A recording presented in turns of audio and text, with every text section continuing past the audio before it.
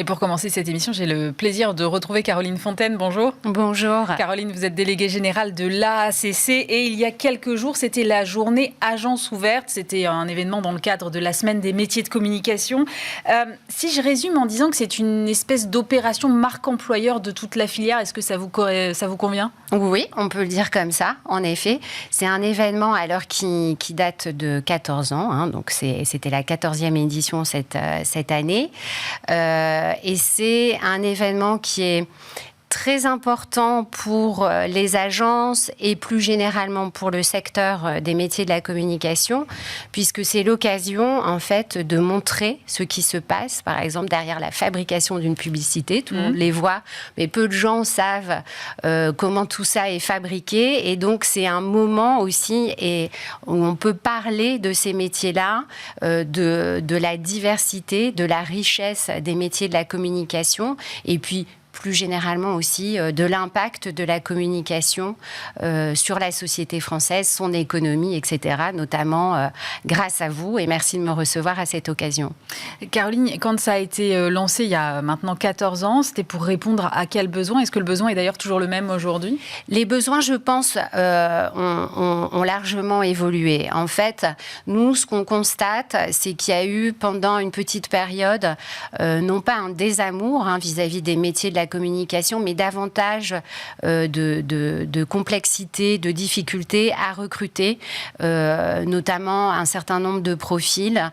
Et donc, là, nous, ce qu'on a souhaité faire, c'est bien remettre de la puissance sur cette journée, de l'élargir à la Semaine des métiers de la communication, ce qui était une première édition, une grande première, tout simplement pour montrer d'abord, encore une fois, la richesse de ces métiers, et puis aussi pour dire à tout le monde, n'ayez pas peur. En fait, même si vous ne connaissez pas, il y a possiblement un métier qui est fait pour vous à l'intérieur d'une agence, parce que justement, il y en a beaucoup.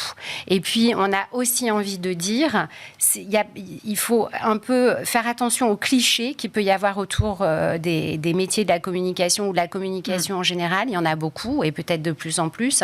Et ça, c'est un vrai enjeu.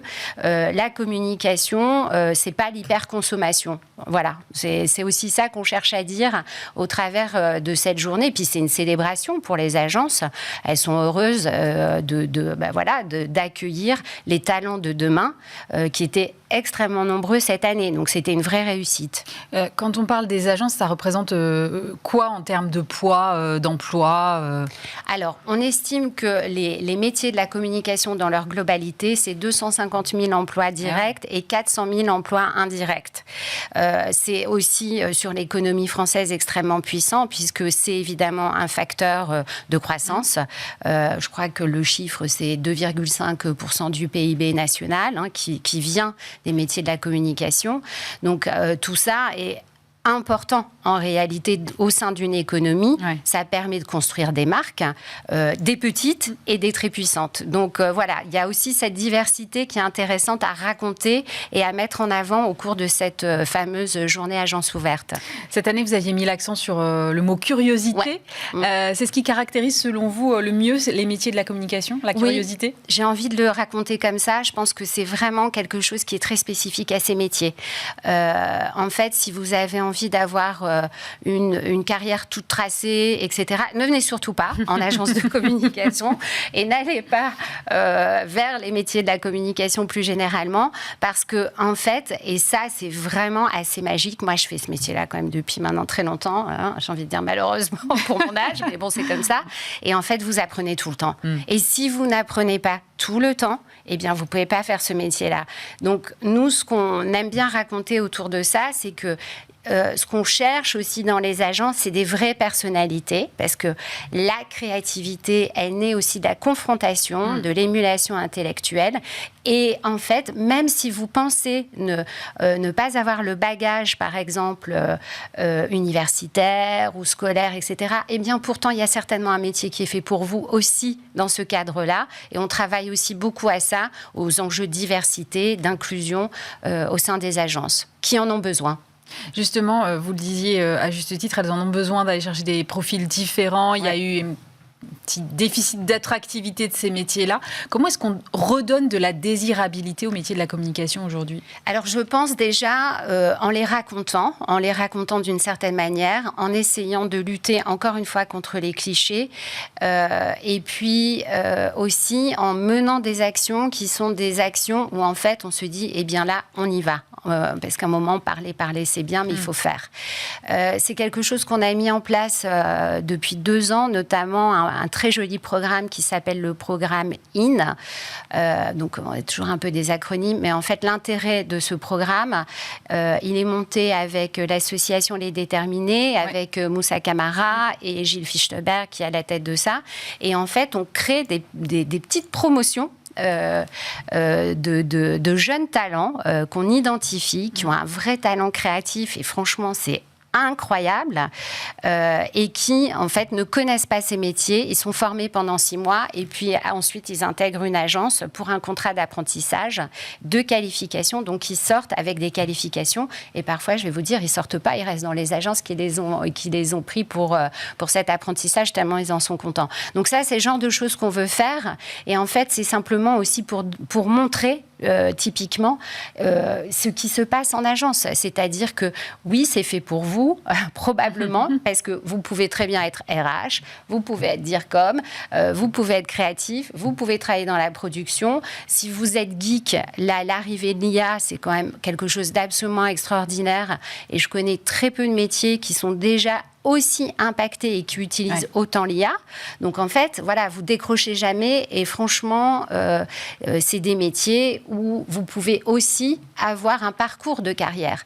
C'est ça qu'on essaie de raconter avec la Semaine des métiers. C'est-à-dire que vous n'êtes pas obligé de faire toute votre vie au sein, par exemple, d'une agence pub. Vous pouvez aussi faire du média, puis vous pouvez aller chez l'annonceur. Enfin, il y a des parcours qui se construisent avec différents angles, mais qui sont à chaque fois très intéressants et encore une fois placés sous le signe de la curiosité. C'est ça que je trouve qui devrait en théorie, je trouve plutôt correspondre à la nouvelle génération qui a beaucoup envie de changer. C'est cette espèce de parcours délinéarisé que vous décrivez très bien aujourd'hui. On n'est plus en train de monter tranquillement dans une agence, il y a des passerelles possibles entre les différents secteurs. Oui, absolument. Et ça, je pense que c'est quelque chose qui est vraiment, vraiment nécessaire de raconter. Et c'est d'ailleurs la raison pour laquelle cette année, pour les journées agences ouvertes, on était en lien avec l'UDECAM et le SCRP, c'est-à-dire ce sont des interprofessions. Agence média d'un côté. Voilà, et relations publiques de l'autre, parce que également, en fait, un DIRCOM accompli, il sait faire des relations presse, il sait faire du média, il sait faire de la pub.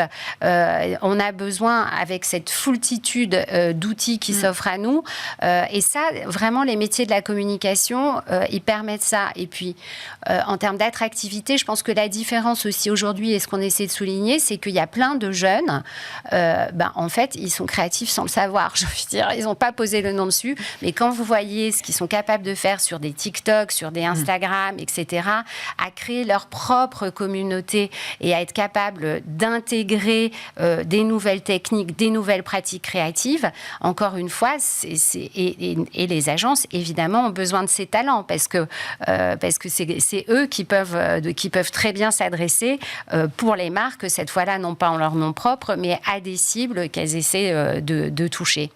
Merci beaucoup Caroline Fontaine, on se donne rendez-vous l'année prochaine pour la 15e édition. Oui, ou peut-être avant pour d'autres sujets. Mais en tout cas, merci beaucoup pour votre accueil. Avec plaisir, à bientôt.